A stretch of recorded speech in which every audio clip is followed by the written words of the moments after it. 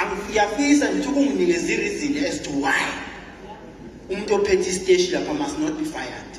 That's number one.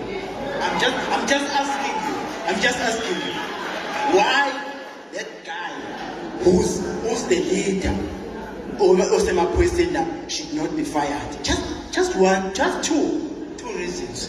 Because one, amaphoyisa mina ngihleze ngiwabona mina ngibuye ebusuku mina ngibona yonke imikhuba egilwa amaphoyisa mina ngingakwazi ukuthi ngizotshela abantu lento namhlanje sekuze kwavela wena babumkhwanazi ngikhulumile nawe ngomunye unyaka lapha kukhona babucele lesiqoqo akwenzeka ngalutho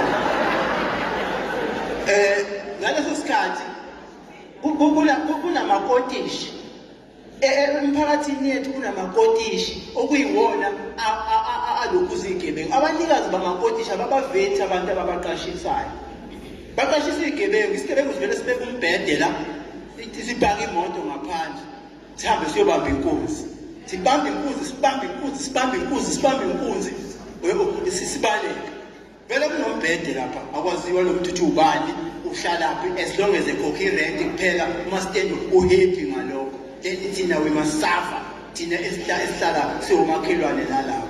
Number two, kuney'tolo zalabantu bokufika babu premium lento ishoyo yokuthi iy'tolo upresident wethu uyakhuluma but akenzi siyakwazi lokho iy'tolo lezokhuluma ngazo ukuthi zirejistiwe asahambe kukhona ngiyokutshengisa iy'tolo zayirejistiwe sikhulume ngentiyolo ayirejistiwe iy'tolo kusebenza abafana babo-Eritrea ababo-Ethiopia abano-13 years abayiphathi ye-human trafficking.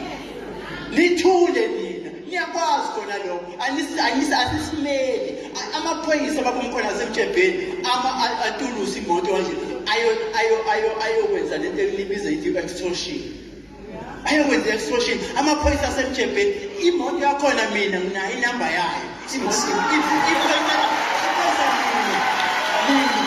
alibona iphoyisa lithe mali ngibona ukuthi ngiyanishuta lenze njani lahlela babaleka amaphoyisa ngitshengise mkhwana zihambe nawe ngiyokutshengisa lapho enza khona amaphoyisa lokuthi